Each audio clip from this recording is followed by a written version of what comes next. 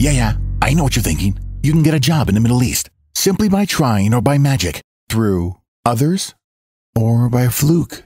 Remember that competition is everywhere. Some here, some there, but bam! Loy Machedo is the best.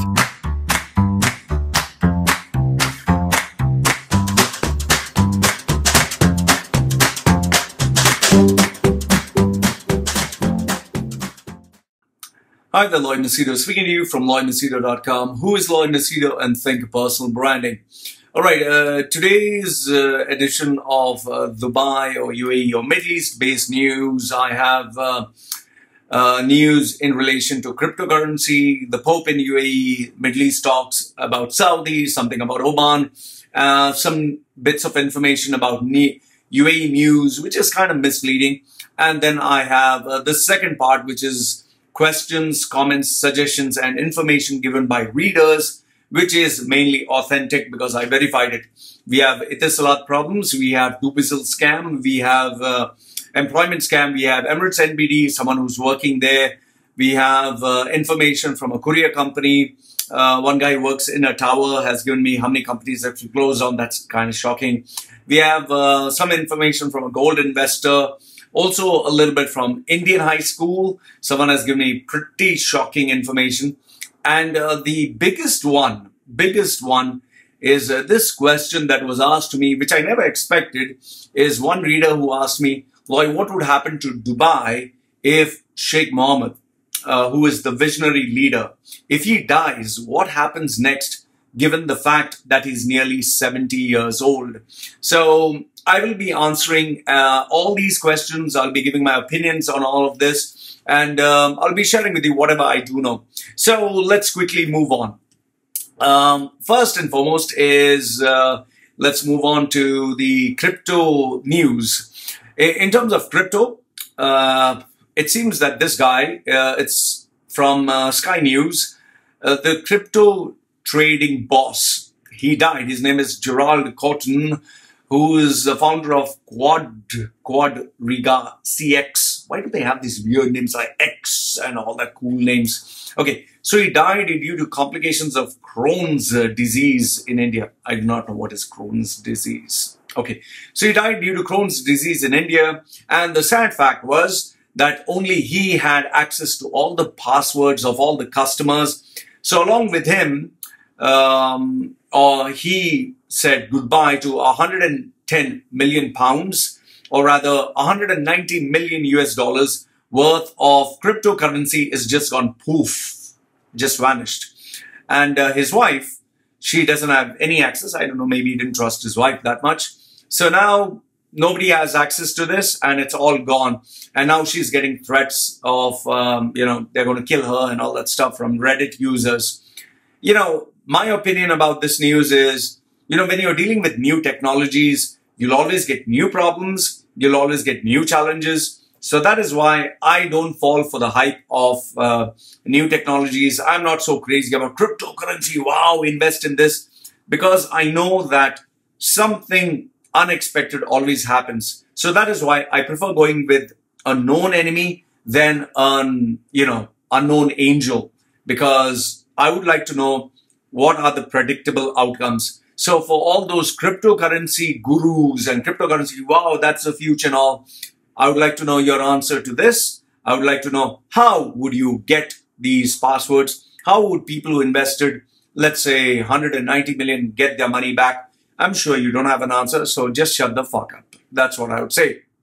Now, the next news that I want to give you is from Daily Mail Online, which gave this amazing little write-up. I like the fact that in this article, they showed beautiful photographs of the Pope on a Mercedes-Benz. I'm sure that is Sheikh Mohammed's, one of Sheikh Mohammed's cars, because he loves Mercedes-Benz, these four-wheelers. It seems that Pope 82 was waving to a crowd of 50,000 Catholics inside Abu Dhabi Sports Stadium. It's houseful. It's incredible. In fact, I have to applaud the UAE government for allowing a crucifix, allowing another religion, especially Christianity, which many people would say is just like Islam. So many Christians were able to say the Mass You have photographs of nuns who are very happy. All the people are waving flags. The Pope is mixing with everyone else. I mean, it's an endless stream of people. You have children being raised on other people's shoulders. You have people maybe sitting on other people's backs. I was pretty surprised that they even showed a photograph of the crucifix. You have the altar boys and altar girls who are serving Mass. Lucky for them, they can say that they served with the Pope. Me being an altar boy during my Christian days, oh, that would have been an honor. You know, it's really well done. So kudos to the UAE government for really doing its part in making the Pope feel welcome. That really shows that UAE is trying so very, very hard to ensure that its PR is done pretty well. I'm sure lots of people will have very positive feelings. In fact, there are Muslims also mixing with the Christians. And there is this one photograph where this Emirati gentleman is holding this small girl up to receive blessings from the Pope. I'm pretty sure he was part of the CID or the undercover security services. And, you know, overall, Daily Mail Online has done an incredible job. People are also praising and thanking the UAE leadership. So this is a very positive news for UAE and nothing but respect to them. However, the only problem with Mail Online is the heading. What they wrote in the heading is Pope Francis leads the largest ever display of Christian worships in the birthplace of Islam. Mail Online, get your facts right. Abu Dhabi is not the birthplace of Islam. UAE is not the birthplace of Islam. Okay. So apart from that, everything else, Mail Online did an amazing coverage. Nothing but respect to UAE's leadership for doing a commendable job. I have nothing bad to say other than it's great, great guns. Okay. The next one is this news that is from Reuters, which says the Middle East stocks are down. The overall gist of the entire article is Dubai stocks fell sharply on Sunday. And the biggest sufferers were Emaar Properties, Emaar Malls, and Damac Properties. And it seems from 2017, that was the peak. The only trend that has been taking place is stocks are falling down, values are being reduced, and people are losing money. Then you have this news from WSJ, that is Wall Street. Wall Street Journal, that says very clearly that you know, companies, the American companies are having problems getting their money from Saudi-based companies. I think this is the one major problem that people who operate in the Middle East have, is Middle East companies, especially that are run by locals or by the government, they don't honor their payments. So that is why whenever anyone tells me, oh, I just got this big project for Expo 2020, or I got this big project for the Dubai government, or I got this big project for any government, I just tell them, when you get your payment, 100%, let me know. Because I have known so many companies, so many key players who have closed down. In fact, do the research by yourself. For the airport expansion, that was, I think, the phase 3 of Dubai Airport, all the companies, contracting and electromechanical companies that participated in all the prestigious projects of Dubai, just Google search or find out from people working in the market, how many of them actually got their payment, how many of them got less than what was promised, and how many of them didn't get anything at all. And the biggest one is how many companies actually shut down after participating because their suppliers didn't pay them money, or the government didn't pay them money, or they were asked to discount the actual amount. And imagine, as it is, they were quoting at 5%. They were asked to quote at only with a 1% margin or 1.5% margin. Some of them went cost to cost, and then the prices shot up, and they actually ended up in a loss. And many companies that set up many years ago, 20, 30 years, they just closed down, and many of them ran away. So you don't have to believe me, just do your research. Okay, this next one is from NDTV that says that Saudi encouraged oil boom. Foreign workers are now leaving in droves. It seems from 2017 onwards, more than 1.1 million foreign workers have left Saudi Arabia. Now the problem is they have an unemployment which is at 12.9%. Many of the Saudi nationals don't want to work for lower salaries. Businesses are struggling to make people work at lower salaries because they are not earning big money and profits. So now it's a catch-22. What do you do? If the citizens don't want to work, companies can't afford to keep these locals. And, most of the expatriate companies, you can't put pressure on a local citizen. They would just tell you, bugger off. What do you do next?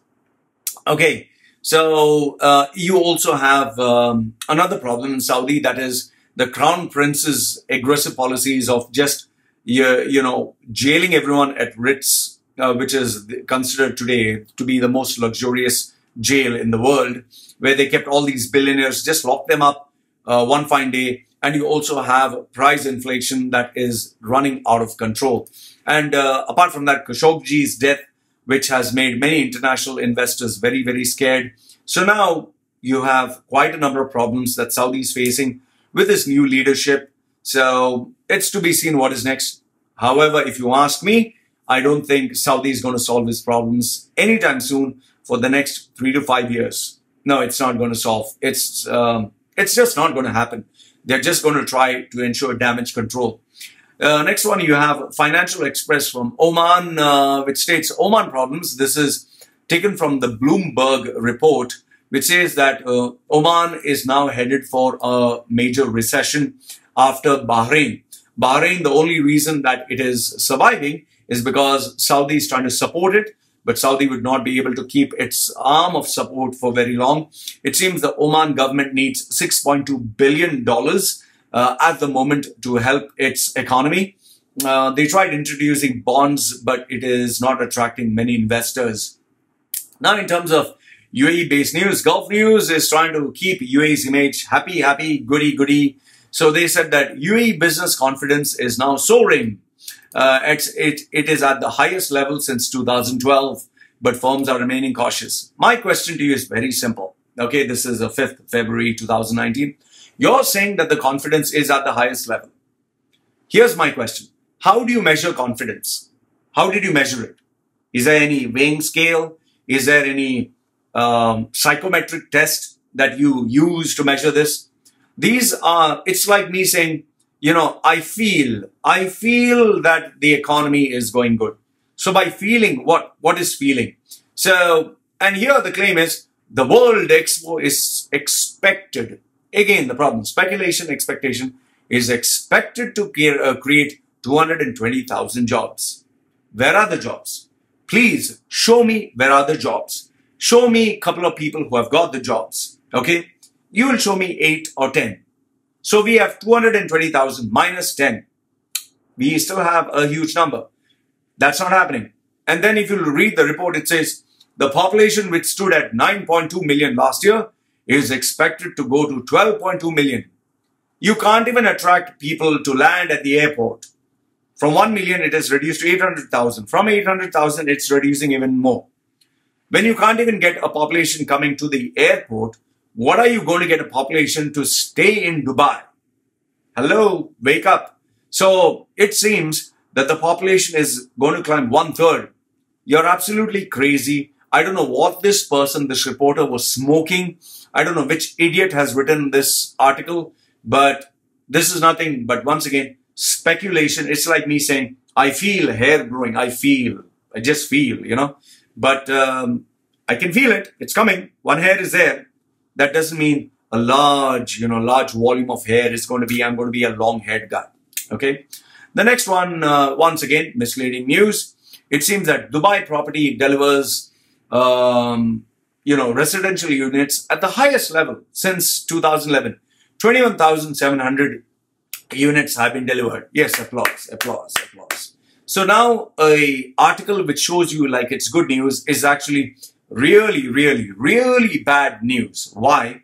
Because you're delivering more and more housing units when people are reducing, when people's purchasing power is getting down.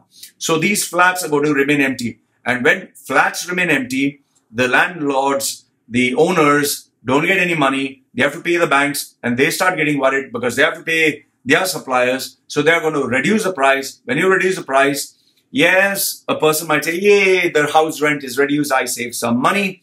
But then when the price reduces, money comes less in. When money is less, they will spend less. And when they spend less, business goes down. When business goes down, we need less employees. When we have less employees, then people lose jobs. And when people lose jobs, that person and his family all go back home. And this is going to spiral into a recession. So this is really bad news if you ask me. Okay, if a country is doing well, they will increase the prices of basic commodities, not decrease the prices. Let's say, for example, my services are in big demand, very big demand. I don't have time to breathe. I will increase my prices. Okay, but if it's normal and natural, I'll keep it as it is. But if it is really bad, I don't have any customers, I'm going to even accept people who would say, okay, I'll give $5. Yeah, please come, please come. I'll accept because I need to survive. I have expenses running every day, water, electricity, employees, licensing fees. After 2-3 months, I have to pay, vendors or checks. So this is bad news. And the last news that I want to share with you is Emiratis have started driving cars as Uber cabs in UAE. Okay, I'll give my opinion on this. When I talk to a local Emirati who says, I'm local, okay, I would be shit scared of dealing with a local, okay? Why? Because this is his country, anything goes. So if I get a local who comes with his expensive car and I see an Emirati there, I'm going to be shit scared. I'm going to please, can you drop me there? No, I drop you here, okay? Give me money. What you can tell him? I'm going to complain about you to Uber. You complain about me, I have your details, I have your phone number. Wallahi, you are going to get bamboo from UC, I show you. So, do you think people want that drama? In fact, when you have news online where it clearly states that if you're a lady and you have a problem with a local, okay, the lady, if she's raped or she's molested, she is jailed because of the Sharia law. Do you think they are going to start supporting expats and punish locals? No, sorry, it doesn't work. Personally, how I look at it, I see this more as a gimmick. I see this more as, something fancy. It's more like you see this gold-plated burger, which Dubai was talking about. Gold-plated burger, gold-plated ice cream, and gold-plated pizza. I look at it in the same way. Yes, locals, I'm not saying all locals are bad, but as an expat, I would rather take a Pakistani, Bangladeshi or Indian whom I can shout and scream and at least get things done, or a Filipino, rather than an Arab local driving an overpriced car. And I just don't know what's going to happen next. So this is just going to be one of those gimmicks, like, the Dubai police cars, which are all super fast, expensive. But eventually, it's not going to sustain, it's not going to work. And I doubt any Arab local would be proud to say, I'm a taxi driver. No, it doesn't work out that way. Okay, so now moving to the readers. Let's quickly move on to the updates. First and foremost is I received my first ever donation from a Filipina. I never expected a Filipino to donate. Normally, Filipinos, they'll spend on bulalao, they'll spend on food, they'll spend on party, they'll spend on booze, they'll spend on fashion, they'll spend on their friends, on exercise, everything else.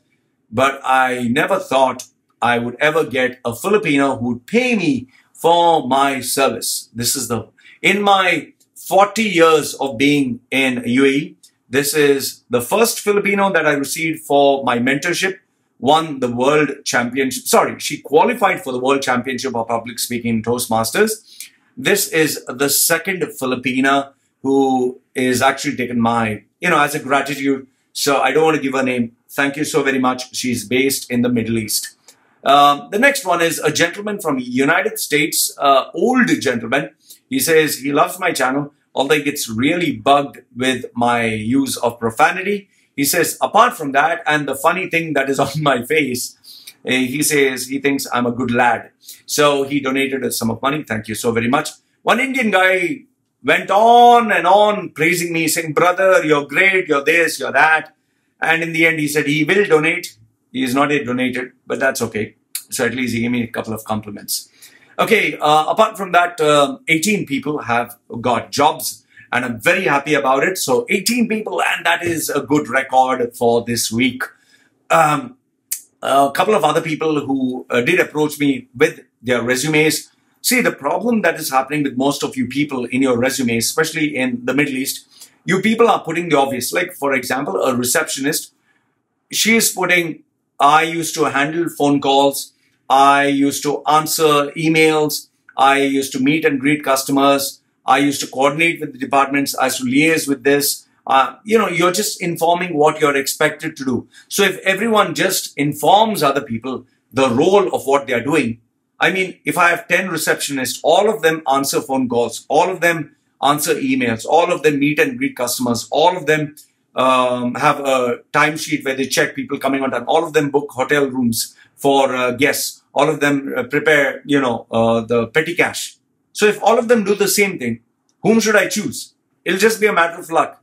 And if you do that on your resume, it is never going to work. And then you have this embarrassing thing that people do. They write, my objective is to join a company and fulfill my potential and climb the corporate ladder. And then some other people put profile summary, which is like 200 words long. I'm dynamic, I'm hardworking, I'm focused, I am, I am sincere, I am result oriented. Wow. Only you are result oriented. I've never met anyone result oriented. And then there are these clowns. I have 8 years experience. So if you have 8 years, then another guy with 10 years will eclipse you. Another guy with 15 years will make you look even more bad. So please stop putting this shit on your resume. And especially, I don't understand when managers or senior people, I know Microsoft Word, I know Windows, I know Gujarati, Konkani, Tamil, Malayalam, Greek. What the fuck are you putting all that? And then you have embarrassments like, I'm married, happily. I have a driving license. Why? You want to be a fucking driver? And you put garbage on your resume and then you wonder why you don't get fucking jobs. Seriously, not using your fucking common sense. That is why you don't get fucking jobs. And then like retards, you go to Naukri.com, Monster.com, CareerJobs.com or GulfJobs.com. You pay them $150, $200, $300. Oh, make my resume fantastic. So they put blue color, pink color, purple color, and they give good graphics, JPEG, cartoons. They put JPEG images and they put bombastic words. The career snapshot, my puerile focus was towards the achievement of global objectives that led to the domination of market research. Wow, fantastic. I didn't understand a word you're saying. Fucking hell. You copy paste fucking resumes and you think that the person sitting across the desk is fucking dumb. I see resumes every single fucking day. Even though I'm not an employer, I get 1,600 emails, and out of that, at least 100 of them are resumes. And I can see the pattern. The stupid photograph, like this. They have a stupid photograph. They have their name, mobile number, mobile 2 dots, mobile, email 2 dots. Oh, that's an email. Oh, wow. And when will you fucking grow up? It's like, it makes me realize the quality of people who are actually going and applying for fucking jobs. It's so shitty. No wonder you're fucking unemployed. And then you wonder, oh, there is politics. Oh, there is favoritism. Oh, there is racism. No, you're fucking dumb. That's why you're fucking unemployed. Okay? Sort out. For people who'd spend a fortune on their fucking marriage just to do their hair, just to do their beard, they would spend a fortune on cufflinks, or an amazing amount on designing their card, making it a concept, a theme. They would spend hours and hours arguing and debating about the buffet, the menu. But you would not spend that same attention to detail, research, and not employ professionals for your fucking resume, for your career, for your profile. And you think, oh, my interview skills, if I go for an interview, I will do like this. Just introduce me to your client like this. Yeah, if you can do like this, fucking do like this and get a fucking interview, man. It's very simple. If you don't know how to fucking talk and sell yourself, you're not going to do fucking miracles in interviews. And if you're so fucking good, you would be employed. So people who are talking shit in their resume, who position themselves as God's gift to mankind, the reason you're fucking unemployed is because your resume sucks, your interview skills is shit, and your personality is crap. Unless you get professional, not fucking Naukri.com, Monster.com, having 1,500 dirham salaried guy who's just copy pasting fucking resumes through the system. You'll not get a fucking job. Moving on. I got a couple of these questions from people. I don't know. People from Dubai are asking me weird questions now. The question, Loy, what will you do after you die? What will you do after you die? What will you do after you die with regards to God? Because I'm an atheist. Okay. So here's my answer to you. What will you do after you die? What will you do? Okay. And let's assume you're dead. How will you communicate what the fuck is actually going on? In fact, the people who have died, have they communicated to you which God did they actually meet? Like when you die, do you actually meet Durga Ma? Do you actually meet Ganesha? Do you meet Shiva? Do you meet Zeus? Did you meet Jesus Christ or his angels or representative? Did you meet Prophet Muhammad? Did you meet Amun-Ra? Which God did you actually meet? Okay. And what was the protocol like? What was the sequence of events? What questions did they ask? Did they show you how hell actually looks like? Did they show you how heaven actually looks like? Did you get a kind of a Instagram update or a Facebook message? So you tell me, give me information from someone who has died, okay? Give me all this information so that I can research it. And once I verify that this information is given to me from someone who has died, then I might actually consider what you have to say. So until then, why don't you die and then send me a message? So that's my answer to you, retard. Okay. Next one. Loy, tattoos are not allowed in Islam. Then why did you get it? My dear friend, which part of Loy Anthony Machedo sounds Muslim or Islamic to you? Like, for example, if my name was Muhammad al-Balushi Abdullah bin Kabus al-Shawarma bin Filfil. Okay. So if my name was that, agreed. If you ask me, are you Muslim? If my name was, let's say, Muhammad Tariq al-Shamsi bin Falak al-Akhaha Bukhir al-Khalid. Okay, fine. Then I'm Muslim. Or if my name was just Rafi, or only Al. Okay. Then this question makes sense. Loy Anthony Machedo. It's like asking Ram Kumar, Sita, or someone saying, my name is Shiva. And you're saying, wow, you're Muslim.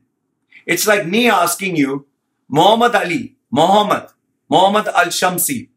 Wow, that is a beautiful Christian name. Or that's a beautiful Hindu name. The problem is, use your fucking brains. Please. If the size of your brains is smaller than the size of your bolus, you know bolus? Then it shows what is your problem. Please use brains first, okay? Research. Is it a Christian name, Hindu name? I'm not a Muslim, so just so that you know. Okay, next one. Loy, as a youth, what should we focus on and what should we do in our 30s? As a youth, I would just see, it's very easy to make fucking plans. It's very easy to think, oh, as a youth, I'm 18, I'm going to do this. You know, like they say, you want to make God laugh, tell him your fucking plans. When I was born, as a young man, I never ever fucking thought I would be an atheist. I never thought I would break up with my family. I never thought I would have 4 fucking marriages. I didn't think I would have fucking tattoos on my face. I didn't think I would shag so many women. I didn't think I would have sex accidentally with a guy. I had sex with a lady boy. Sorry, it turned out to be a guy. Thought it was a girl. So I never thought all this. I never thought I'd be in Thailand. I never thought I'd have a daughter. I never thought I would do YouTube. YouTube wasn't invented that time. So as a youth, I just wanted to be James Bond, star in movies and become rich. That's all. I wanted to be sometimes a WWE superstar. Actually, when I was young, I wanted to be a priest. No joke. I seriously wanted to be a Christian Catholic priest and die for God. Okay? I'm telling you, I know it's laughable. Okay? Because I was so hardcore into Jesus. So life didn't go as per plan. So what I'm trying to tell you is, if you're young, life is not going to go as per fucking plan. So what you need to do is just have goals that you can focus on and achieve step by step, one step at a time. Have a worthwhile goal that gives you life, that gives you meaning, that gives you purpose. And remember this, life is too fucking short. You'll get plenty of advice from all these fucking books, from all the YouTube videos, from all the fucking podcasts. Each guy will be a fucking expert on telling you how to live your life, from your parents to teachers to everyone fucking else. Okay? That's all a fucking perspective. Just choose what is, right for you. Remember this, everything that you do, from smoking, drinking, drugs, shagging, sex, everything has a price to pay. So do everything in moderation. But remember this, nothing in life goes as per plan unless you're really an exception. And if you ask me, the one biggest fucking advice I can give you, that would be money fucking talks. Whether you like it or not, your whole fucking life is going to run around money. It's the God, the actual reality. Because if you have shitloads of fucking money, everyone will come and kiss your ass, would love to give you a fucking blowjob and love to die for you, love you and everything else. You can be a fucking asshole, but you'll be still appreciated in society. You don't have fucking money, even your own parents, even your own children, even your own best friend will fucking desert you at some point of time. So if you ask me, money is the name of the game. Focus on making fucking money. So next one is this gentleman, Loy. I've seen your video. I'm inspired to move to Thailand, Loy. What do you think of my profile? And he sent me his goddamn CV. Please don't send me a shitty fucking CV without booking my professional service, okay? If you don't book my professional fucking service, I'm not going to look at your fucking, what do I look like? Some charity fucking organization here that is there just to take care of you? I mean, so fucking retarded shit, man. Okay. Next one is, I just wanted to share these particular, these particular messages. One particular guy, I received a couple of thank you testimonials from really, really powerful people. I will censor their names because they're very influential. This one is from a very powerful Emirati, very powerful Emirati. He has sent me a letter of recommendation, which I'll just put as a snapshot. So thank you so very much. I, wanted to share at that time itself, but now I'm sharing. Another one is I got this second thank you. I got a couple of thank you notes for people who I've helped in terms of getting jobs. Just remember that they're just trying to express their thanks for my resume, interview, and training skills. So I don't want to focus much on this because it's obviously praising me. Apart from that, I also want to share with you retardation, complete retardation. Here is one, sir, when I tell people, listen, pay me, then I'll fucking give you service. Still, people don't seem to understand. There are people who still say, sir, after job, I pay you, sir. Sir, suppose, after getting advance money, if you don't provide me job, sir, what will I do, sir? And there are some other people, even after telling them that I charge money for a service, they say, can I pay you afterwards? Can I pay you after I get a job? After you get a job, why the fuck should you pay me? Then there are some other people, sir, who send me emails. Sir, please do help me get a job. I'll pay you lots of money later, lots of money. And then there is this guy who, without asking, he sends me an email and says, check my resume, give me feedback and let me know where I need to improve. So he asked me, please look at my email. So I told him, yes, I looked at your CV, sip my coffee, and I hope that helps. So you get stupid people like this and I give them stupid answers. Why the fuck are you sending me emails? Next one. This is a reader from Etisalat. No, sorry, not from Etisalat. This guy, he left Dubai. He paid his internet, Diva, sold his car, ensured that bank there was no objection, traffic fines, he paid his landlord, everything else. After 6 months of leaving UAE, now he's being sent a bill and being told that he's going to get a legal team approaching him for 300 that he has not paid. My honest suggestion to you guys is, before you leave Dubai, make sure that you get a clearance certificate, written from the bank, written from the police, written from whomsoever, stating clearly on their letterhead with a stamp and sign that you've cleared all your dues, so then you can produce it to them and prove it to them that I paid all my bills. What the fuck are you asking me? In fact, when I withdrew from my bank account, I made sure I left some money in the bank account so that they cannot claim that, you know, I overdrew or whatever. They have some money, take my money, just keep quiet. Okay.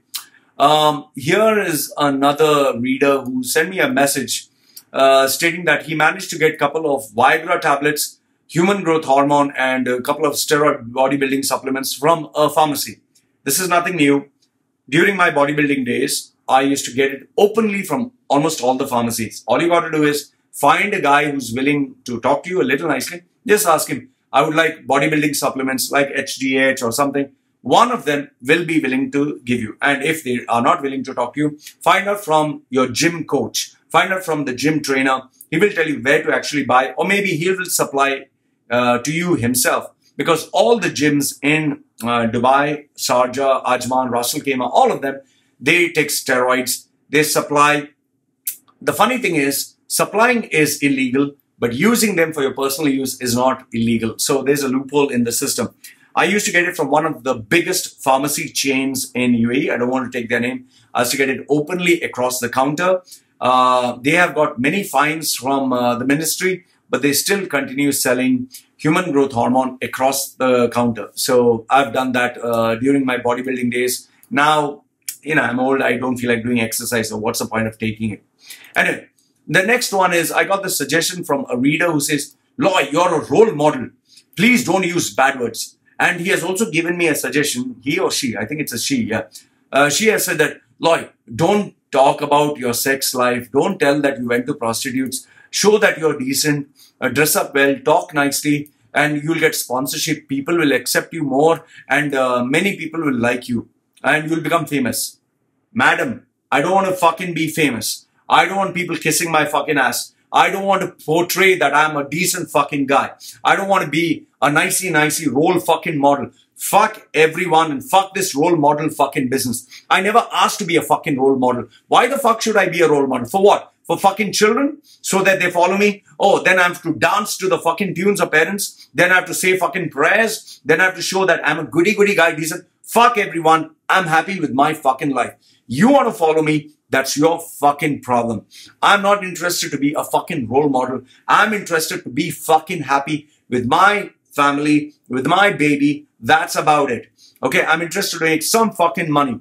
I don't give a fuck about fame. I don't want to be a fucking role model. Don't want to be up there where everyone I have to explain my actions. Everyone I have to dance to their fucking tunes. You know, the more famous you get, the more fucking headache it is. I prefer having a low fucking profile. So, fuck everything. If you find it a fucking problem to watch my videos, don't fucking watch my videos. If you feel that I'm not a role model, don't follow me. I don't give a fuck. I'm not asking you to change. You don't ask me to fucking change. Okay? It's as simple as that. I'm not angry, but I'm giving you my point of view. Next one is a reader who applied for a job from dobizzle.com, which I told you not to. It says, Loy, I applied for them. They gave me, they asked me all my details. They sent me professional looking documents. They sent me professional emails. They raised my expectation. They asked me for some basic money. I paid them. Then they said there's going to be an interview. After I did the interview, it seems I passed the interview. I did amazing. Then they said, what? That I've been selected for the job. I have to pay now for the processing fee. Paid them for the processing fee. Now nothing's happening. My dear friend, you have been fucking conned because you're fucking stupid. Okay? I've told you again and again, if something is too good to be true, it's too good to be true. No employer is going to ask you fucking money. No employer is going to just take your interview over online. Online, anyone can fucking portray anything you want. In fact, check the fucking email. If you have company name at Gmail, at Hotmail, at some fucking thing. And it's not a company website. They don't have a premises. They don't have people. They don't have face-to-face interaction. It's all fucking fake. And if someone gives you with a well-scripted system with an amazing registration number, great email format with a Western name and all that, and they're making you, your hopes go super high when you have been a fucking loser for most of your life, you are going to get conned. And that is what happened to you. Next one is a reader who's a banker. He has confessed that what they put in the newspaper about Emirates Bank, Emirates ENBD is false. He's saying, Loy, they are actually terminating staff. They've removed many people from back-end offices. They've closed down many back-end functions. Mall branches are shut down. In our department, we kind of laugh sadly when we read such news. Please don't mention my name. No, I'm not going to mention your name. It's a fact. This is actually old news. Okay, I got a reader who works for a professional, one of the top courier companies. He told me, Loy, this situation is very bad. We are losing opportunities. In fact, no more promotions or no more salary increments are given. I had asked for one. I was supposed to get one. They won't give you. It seems business is rolling very slowly. The existing clients are searching for cheaper options. Yes, of course, because when you want to cut down cost, nobody cares whether you're DHL, UPS, FedEx, or Aramex, or, you can be some local company as long as the job gets done. So why should I pay $200 when I can get the same job done for $50? Cutting down overheads, my friend. Then you have a reader who stays in Latifa Tower. I do not know where is Latifa Tower. If anyone can just enlighten me on this. It seems it's on Sheikh Zayed Road. Loy, I've been in Latifa Tower for many years. In the past 4 months, 32 companies have closed in our tower and they have left. The spaces are being empty. In my company itself, they reduced the salaries of the frontliners and people at the top management are leaving one by one. He has requested me not to mention his company. Okay, fine. But he's in Latifa Tower. The next one is this reader who told me that he's watching Netflix where there's a UAE program. It seems it's in partnership with the UAE Ministry of Justice. They have a handful of Emirati actors where these series, they are dramatized. They show UAE Emiratis who are very loving, understanding and equal to other citizens. They show Indians and Pakistanis having a good life. It seems they are equal to locals. Ha ha ha ha. Okay, that's a funny one. Emiratis are equal to Indians and Pakistanis and Bangladeshis. Okay, whatever. Okay, it seems that in episode 15, an Indian calls an Emirati a devil in an open court. Wow. If you were to call an Emirati in a Emirates, in a UAE court, a devil, you are going to be jacked. Okay, you don't call Emiratis anything. It seems in episode 13, 2 Emirati ladies were chased out by an Indian national rented apartment. What rubbish. If an Emirati lady complains about an expat, you are fucked. That's capital F-U-C-C-K-E-E-D. Okay? It seems the timing is pretty noteworthy. They launched on 23rd January 2019, just 1 year to go before Expo 2020. Here's my view on this. It's normal. Any country wants positive PR. I don't see any big deal in this. I don't see anything wrong in this. If I had a company or if I was a ruler of a country, obviously I would like PR.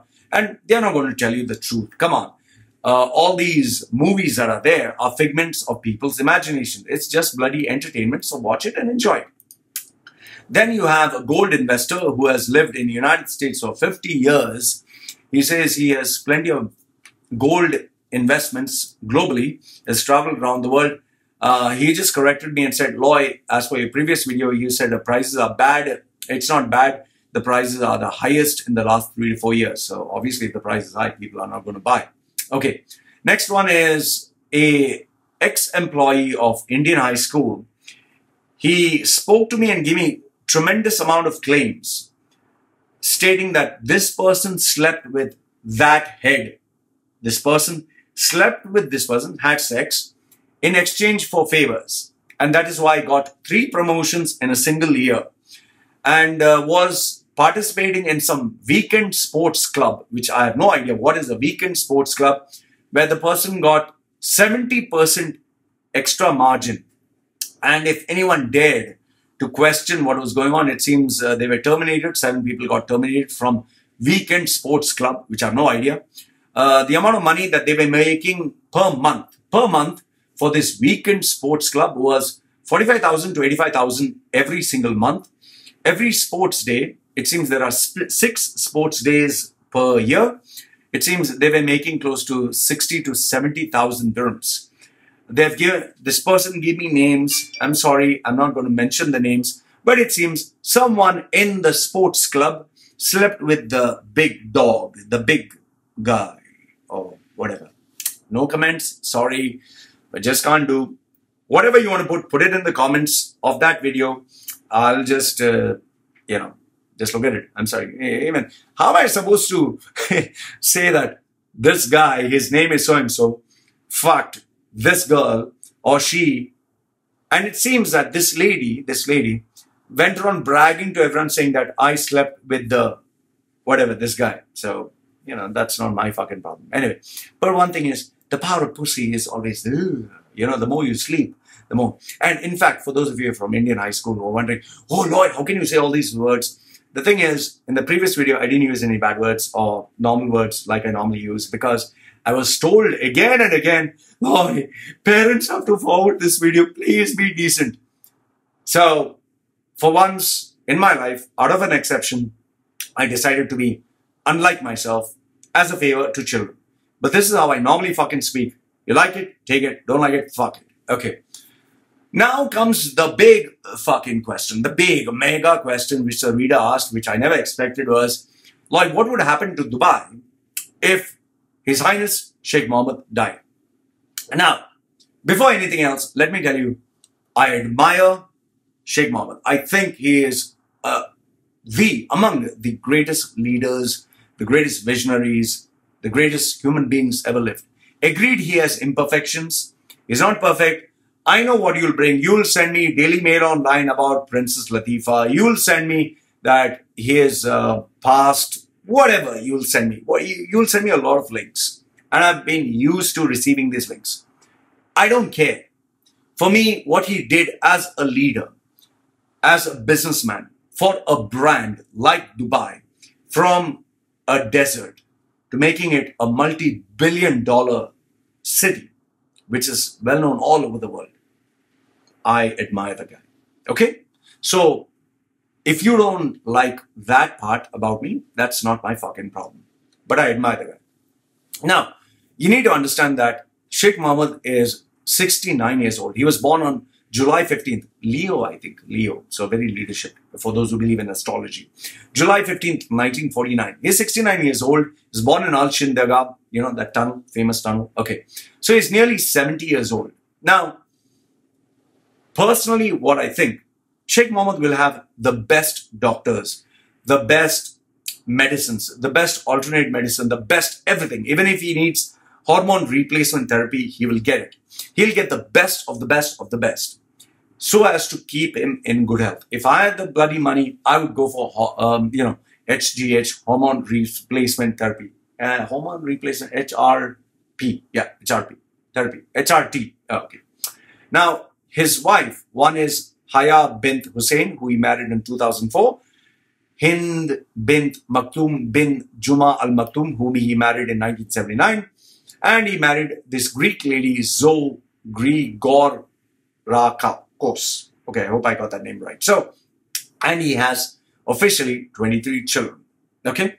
Now, Sheikh Mohammed, his son, who died, unfortunately, who was Rashid bin Mohammed Al Maktoum, who was the former crown prince until 2008, who died, unfortunately, at the age of 33 due to a heart attack on 18th September 2015. He was only 33. There are reports on Mail Online that have made it pretty controversial. I don't want to speak about it because this is a private family matter. You can Google search Mail Online and type Rashid bin Mohammed Al Maktoum and you can read about the article. Okay, whatever said and done, a very talented, very gifted, very smart individual whom I'm pretty sure, being his chosen son, he had a lot of hopes. He died. And that's really sad. 33 is a very young age. Now, he has been replaced by Hamdan bin Mohammed Al Maktoum, who's popularly known as Faza. very enterprising. He's a poet, he has creativity, he's an adventurer, he's a horse rider, he's an athlete. You'll see him on social media everywhere. Many consider him absolutely amazingly handsome. Some people don't like him very much. But I think he has a great personality. He's well educated from the London School of Economics, and he currently holds many important positions. So if Sheikh Mohammed were to die, okay, due to age or whatever, obviously his son, that is his chosen one, that is Hamdan bin Mohammed Al Maktoum, will take over. Now, this is my assumption that he's next in line for the throne, provided there is nobody else. Now, there are people who claim from inside sources, there is that, there's that buzz internally, that Sheikh Mohammed has blood pressure and diabetes. Now, nobody can confirm because this is a very private matter, and obviously the news will never leak out. But people say that he has blood pressure and diabetes, and he is taking the world's best treatment to ensure it is kept in check. But I can tell you one thing, he is under tremendous pressure. He is under tremendous stress. Why? Because he loves Dubai. He loves his citizens. He loves his country. So when you're totally passionate, when you're totally committed, when you totally love something, yes, if things don't work out well, you will be under pressure. Like, for example, I'm a provider for my family. I'm under pressure. I'm under stress. I'm worried about my child. I'm worried about my wife. I'm worried about money. I have so many other things. I'm worried about my health. So, like a normal individual, he also has, but he'll have 10 times more because obviously he's dealing with the country, he's dealing with money, issues, health, so many other things, okay? Now, personally, I hope he lives to 100 and beyond, okay? But if in case Sheikh Mohammed does die, these are my predictions of what will happen.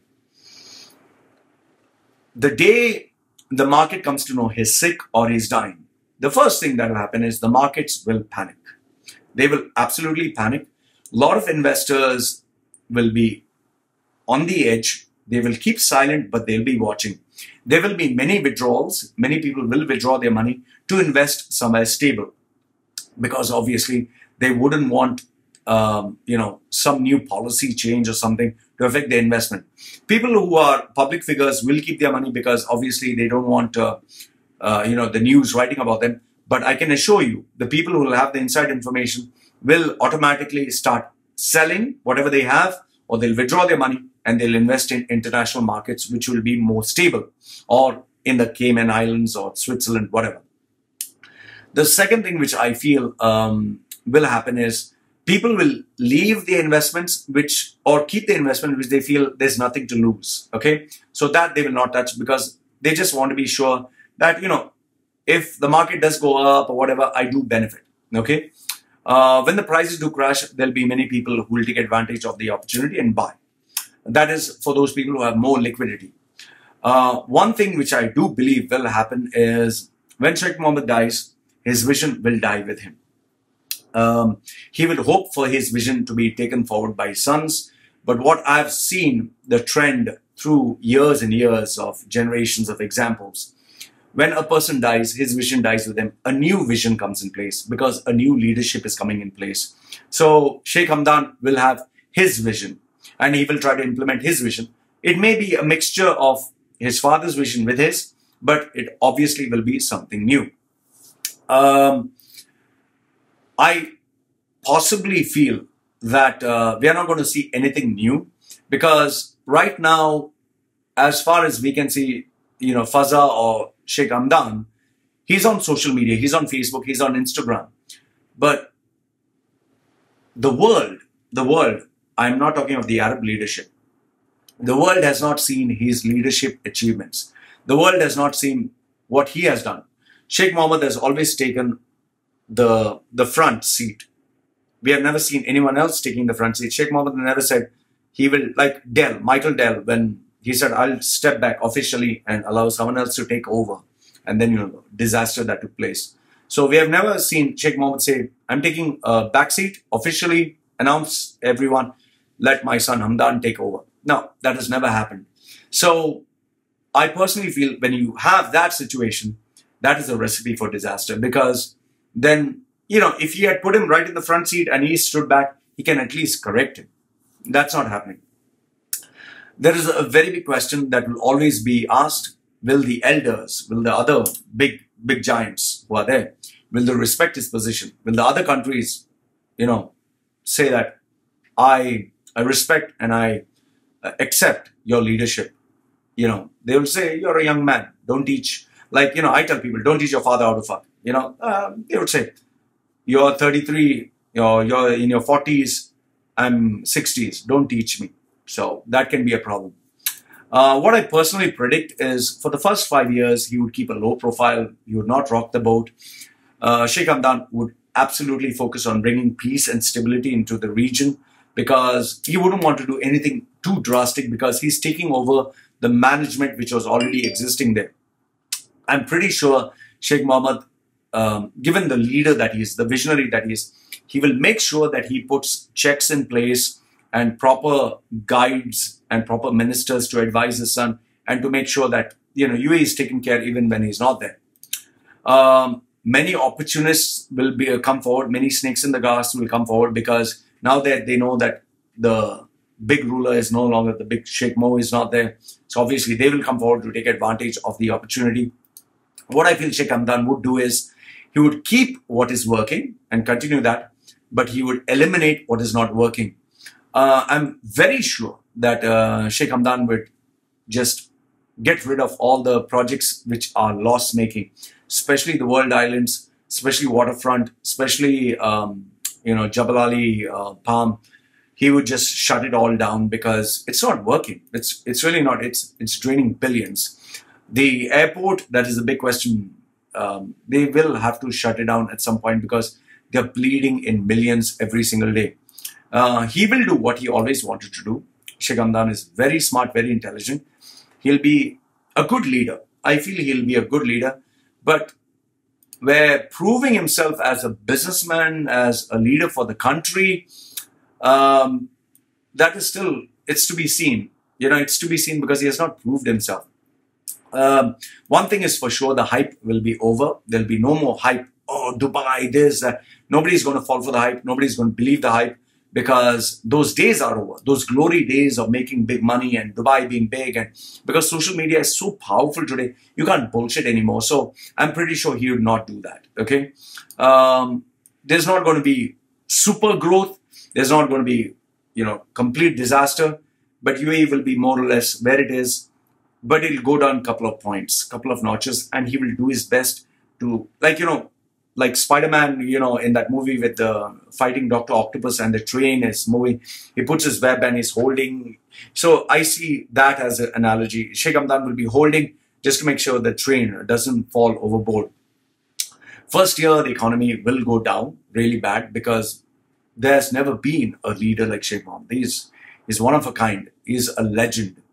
And what Sheikh Hamdan would do is relax the rules a bit. Second and third year, because of the relaxed rules, faith in investors would be, kind of, okay, nothing bad is happening. We can keep our money here safely.